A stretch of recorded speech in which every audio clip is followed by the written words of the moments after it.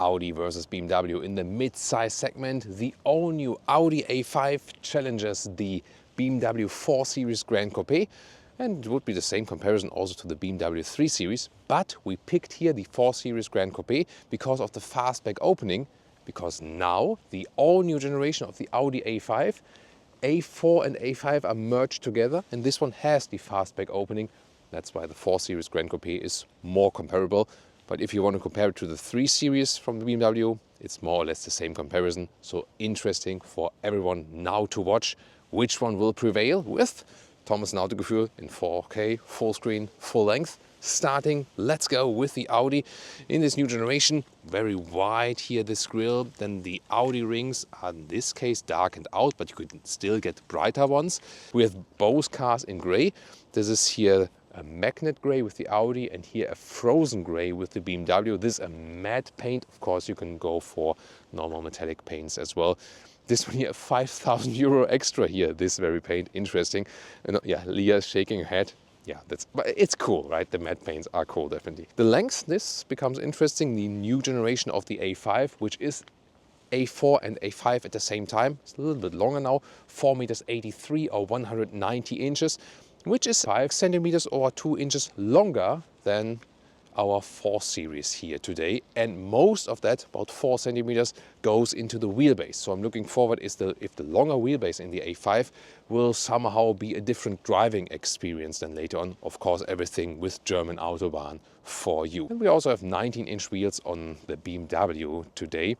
M Sport with the BMW, S-Line for the Audi, to compare it. So they have both the sporty look. Very nice how the Audi is playing here with the light. The signature goes from right to left or left to right. And then here, this is the proximity sensor in this OLED. Is another option here. Then you also have like this shimmering playing light effect. So yeah, Audi is all the way in to play with the light. Then this new 4 Series facelift would also get the laser lights in the rear. Ooh. This is really cool, right? This individual very tiny strings.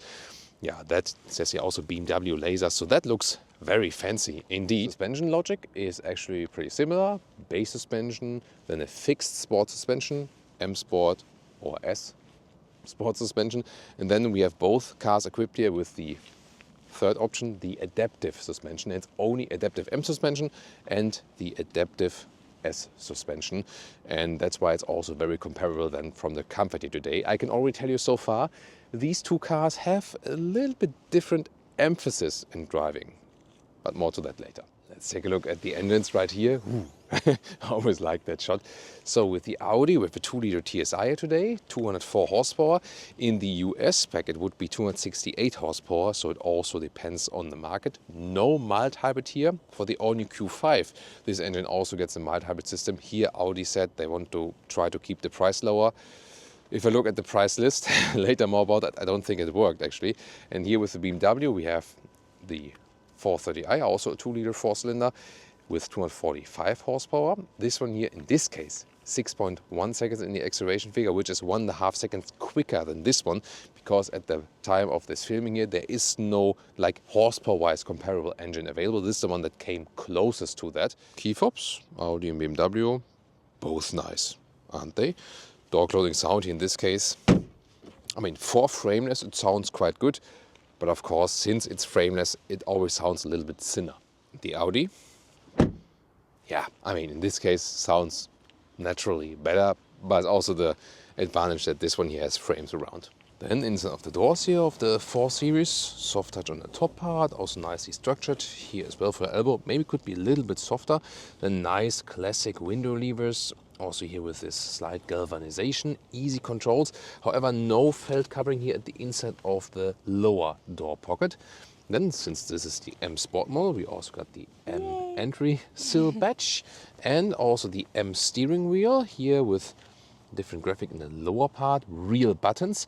The base steering wheel now is also with a flat bottom, by the way. So design-wise, it won't make a big difference. And the base steering wheel will even be animal leather free.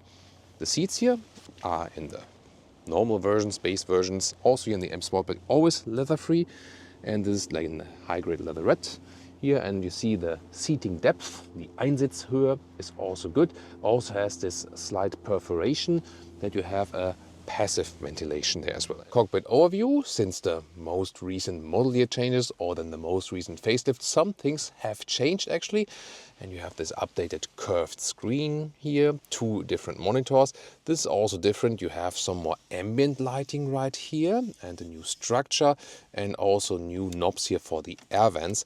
However, the real climate unit is gone. This went all into the screen. Yeah, and you know, me and also a lot here of our viewers do prefer that we can really turn or press something. You have a nice carbon fiber deco element here. You can pick different deco elements, of course. And this one here is also slightly soft, nice covering, so it looks all like a good build quality. Also what you feel and turn here, for example, manual volume knob is still there. At least temperature always stays in this lower area, and this is a thing I will also compare very much with the Audi.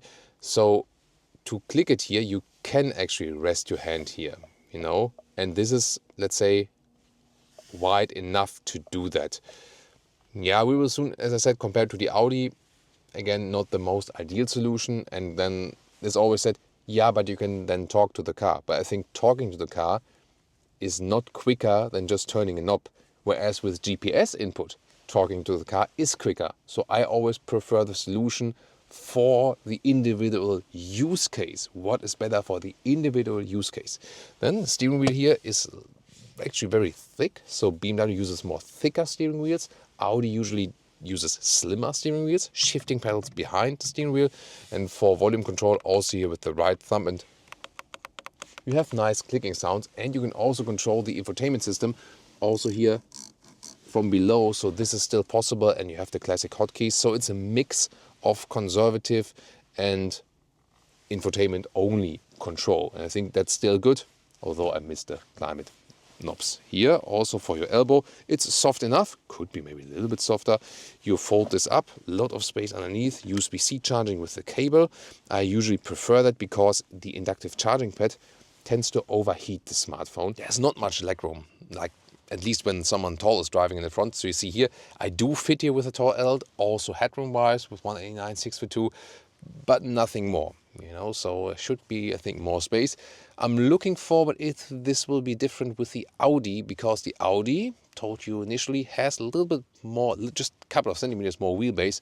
If this really will translate into more legroom, will it? Well, not exactly. So you see that the legroom is also limited. It is like in the 4 Series, so that we have a little bit more wheelbase here in the Audi. Yeah, doesn't translate into more legroom. So you can sit it with tall adults, yes, but barely as for the legs. Just headroom again is fine. Maybe that was even a little bit better in the 4 Series with the headroom, right? So yeah, definitely not more space here in the Audi, rather a little bit less, but only just like a subtle difference. Here, big middle tunnel as well, and also with a separate own climate unit. And if you want, also with seat heating, and 2 more USB-C chargers here as well. Now the Audi inside of the doors, this one here is not as soft as in the BMW, but also with a nice stitching and so on. Here then a fabric interior, different stylings are available. Interesting, this 3-dimensional structure we know from a new recent Bentley Continental. This new field here, with a lot of high gloss black once again, and you see it's one field and then hashtag capacitive BS to control the individual stuff.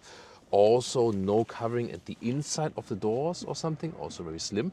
This is here the S-Line interior, so we have this S-Line interior badge and also the S-Line steering wheel, flat bottom. Here you have, which is nice, illumination behind, but once again no real buttons in that case. It does have a clicking feedback, yes, but you see that is one button field, and then the individual buttons are once again capacitive.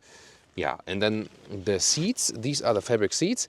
The fabric is not the problem at all. It's actually quite cool. In Europe it's actually more common also to have also fabric seats, and it is a nice fabric, also feels nice. Just the seating depth, the so-called Einsitzhöhe you see here, it should be more, and that is better in the BMW. Now the Audi cockpit, first of all, very impressive. It looks more modern, but is it also better? That's the question. First of all, you have the possibility of a passenger screen, so either you have a black deco element here, which is a problem I at least feel, or you have the optional passenger screen here included in, like, for example, here this has the Tech Pro package. But the question is, this is done for the Chinese market. And in China, the customers do appreciate that. In Europe and America, usually customers say, what do I need that for? So yeah, looking forward to your feedback on that issue, definitely. Then you have this huge element here, which consists of 2 screens. It's of course a higher screen as well, so bigger than in the BMW. This one also being the newer vehicle. But some also feel that it's kind of like overloaded. What is beautifully done is that you have kind of like this river hoop here in the front.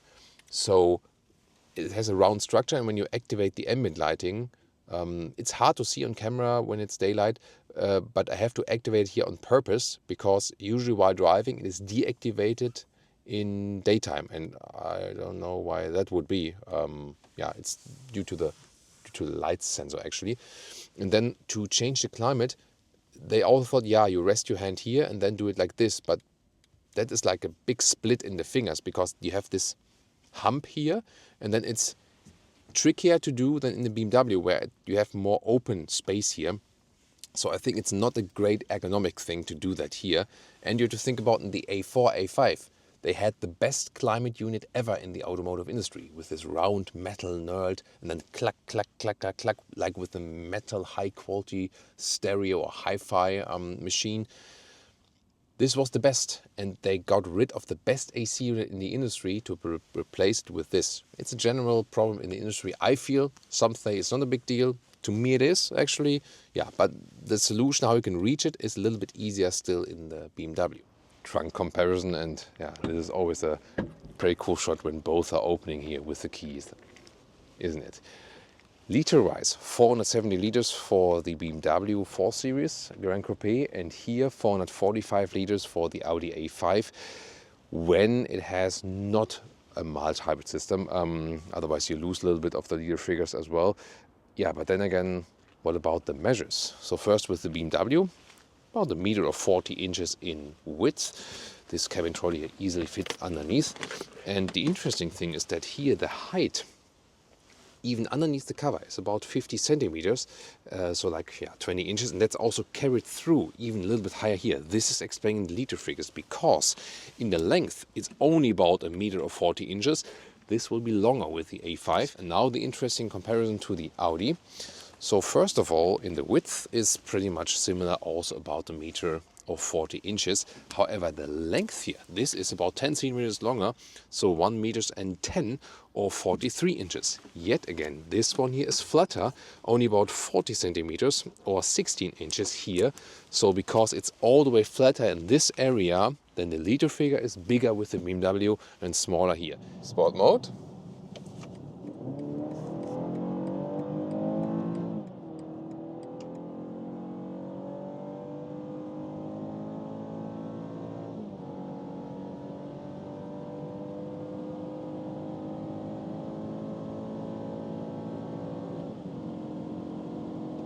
Nice. So it was like 50 to 180 kilometers an hour.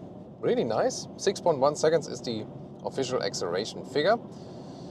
245 horsepower or 255 horsepower in the US version. Here from this 2-liter 4-cylinder 430i xDrive, all-wheel drive. And here in the sport mode we also have some sound actuation, but I think it's well done. It sounds natural, doesn't sound exaggerated, and there was a good boost indeed. So yeah, you can definitely also live with this 2-liter 4-cylinder. Of course, at some point you maybe don't want to go too high in the price. If you think about a 440i, like the M Performance model, here with the M Sport package, the one that gets closest to that one. At the same time, you can also drive it in a very, very efficient way. I can already tell you here so far, you can drive it when you go like 100, 120 kilometers an hour, like 60, 70 miles an hour, motorway straight, 6.5 liters on 1 kilometers. That is amazing. So like 36 mpg US, 38 mpg UK. It's very efficient, yet powerful. That is well done, and we have seen similar results both from the BMW 2-liter 4-cylinders and the 3-liter 6-cylinders as well. So that's already pretty good. Noise insulation, you see we have like these winterly conditions. I was really lucky that in the part where we could accelerate all the way out there, everything was dry. So safety first always, of course. But here, even if we have some wet road in the side, it's actually relatively silent. I feel at least. What does the noise expert say? Yeah, that's good. Yeah. Leah agrees. Yeah, so here at 120 kilometers an hour, 70 miles an hour, typical motorway speed is definitely silent enough, nice. You also have good comfort from the seats. As I said earlier, in the X5 5 Series, for example, you have like a different leatherette quality, which is even a step higher, but this one here is already good. You have also like the seating depth, so also is suitable for tall persons for a longer drive, definitely. And very interesting is, I have the feeling that they have fixed the steering. So it has been a big criticism point with 3 Series and 4 Series always from my side with the steering feel, but I feel that it is a little bit better now. So let's see. Yeah, here, yeah, fine commands. Yeah, it does react. Yeah, then it's getting a little bit more reactive to the side. So in the comfort mode, it's still present. So I think it could be better. But I have the feeling that it's a little bit better than before. And in the sport mode, it's definitely better. So here, let's do a lane change as well, one more time. So in here, I have a good feeling for it. As I said, yeah, usually like Audi, Mini, also Mercedes have a better steering feel, at least here in the 3 or the 4 Series. The BMW SUVs are actually better in that respect, strangely. But I have the feeling that it's maybe a little bit better now here with the facelift. So here, very nice. Yeah, I think I have enough steering feel with that one, definitely. Yeah, and here also good in the corner. The car doesn't lean at all. That's nicely done. So it is a fun vehicle. And remember, the wheelbase is a little bit shorter here with the 4 Series than with the Audi A5 in the new generation. So I'm also looking forward if that one will have any effect on driving or something like that. But definitely a fun, engaging vehicle. That's the cool thing also about the BMWs. Audi. Dynamic mode.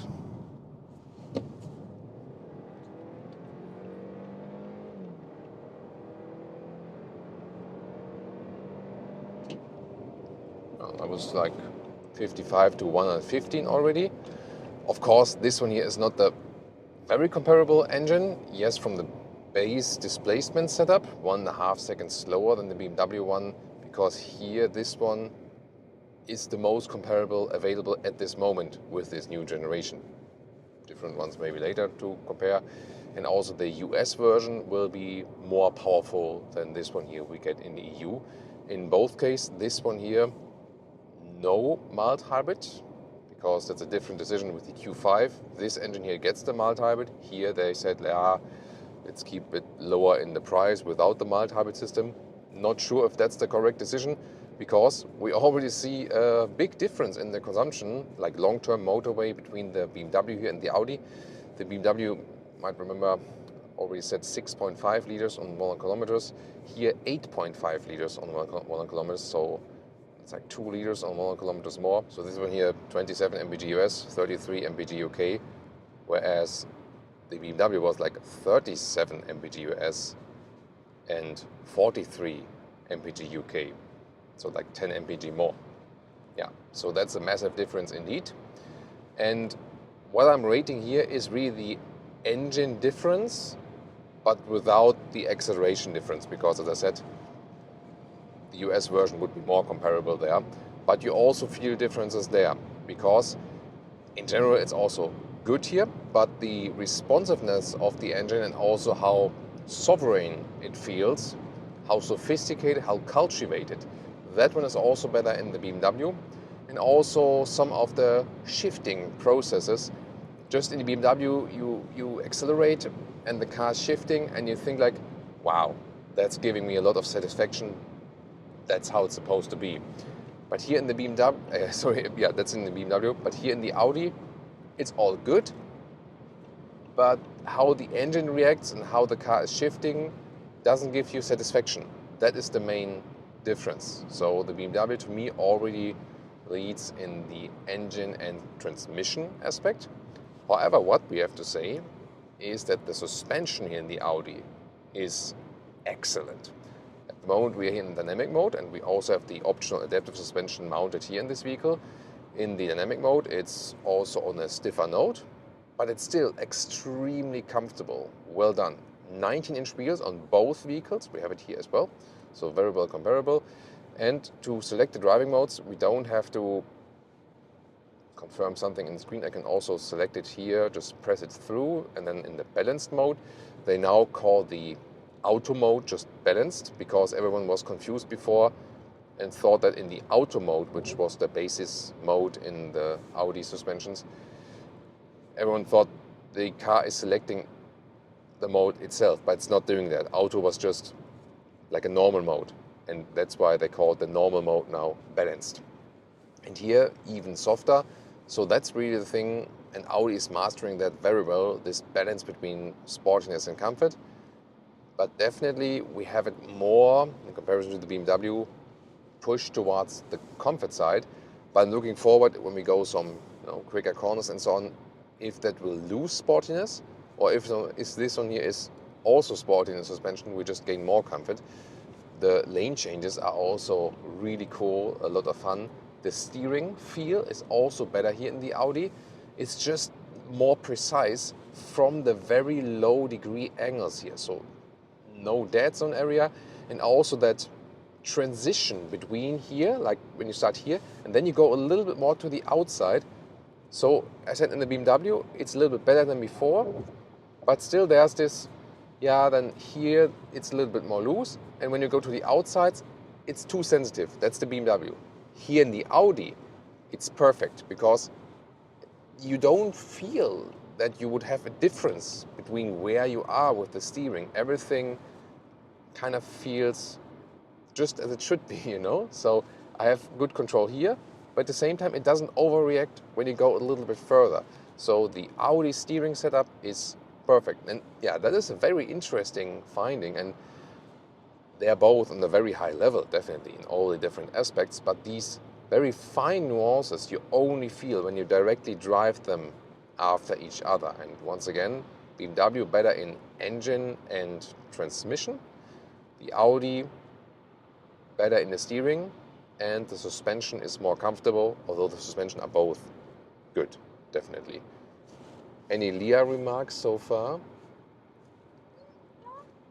Noise? What do we? It's also really silent. I mean, we are going to drive faster very soon now, because I'm not sure yet which is more silent. It could even be that the Audi is more silent, right? That's my first impression, at least at 100 kilometers an hour or 60 miles an hour, which is a normal motorway speed in most countries. But and the seats are very sporty here. Yeah, seats are also sporty. The seats are holding us tight. The ergonomics, the form of the seats are good. But we already felt that, said in the interior part as well, that the seating depth, the famous Einsitzhöhe, it's a little bit harder here in the Audi. So that's better in the BMW. And of course, the discussion leatherette versus fabric, that's, just matter of personal preference and so on.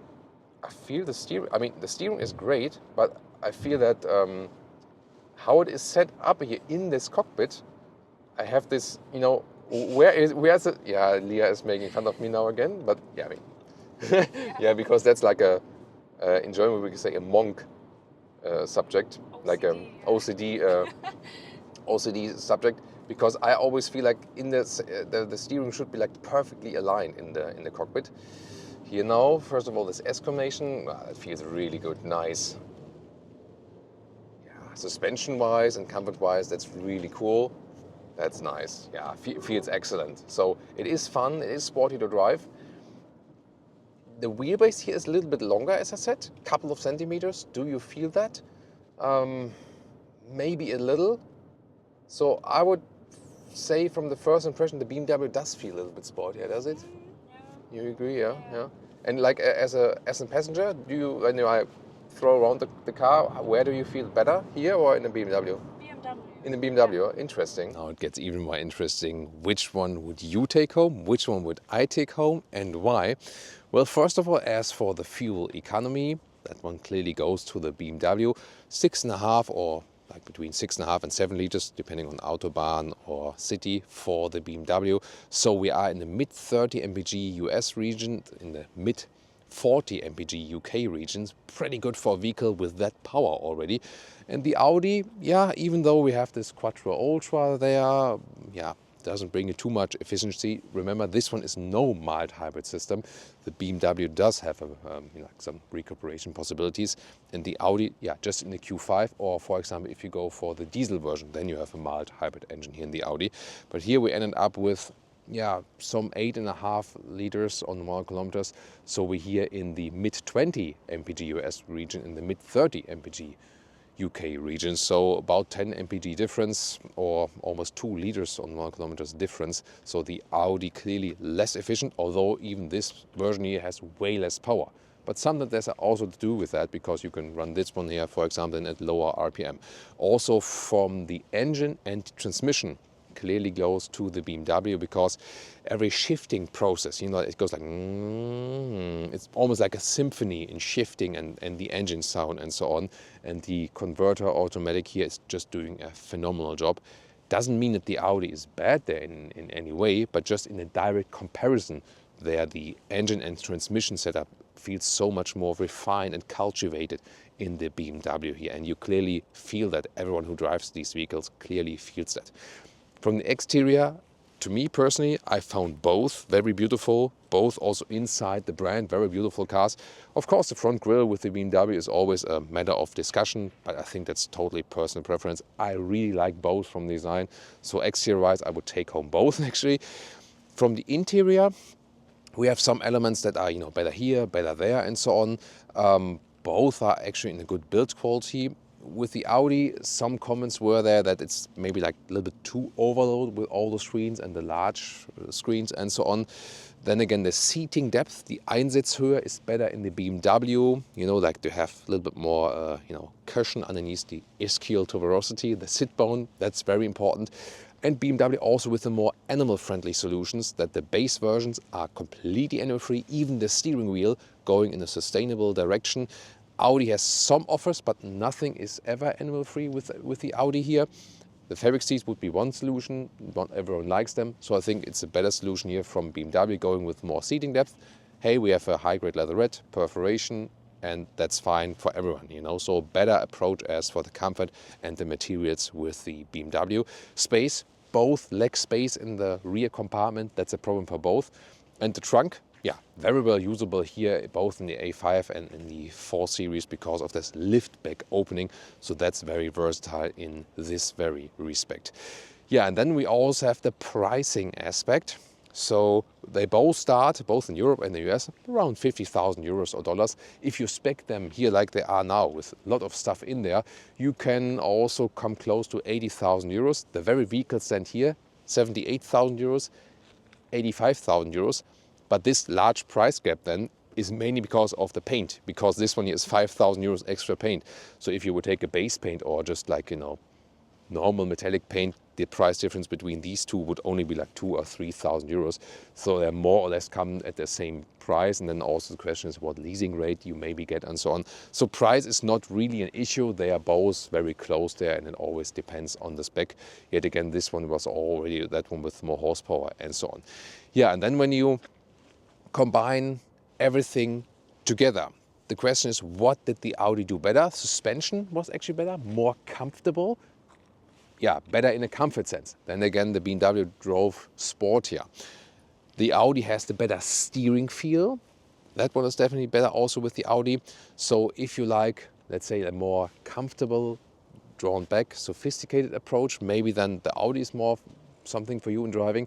But if you more like the driving fun, the engagement of the drive, and then also how engine and transmission play together, then it's the BMW for you.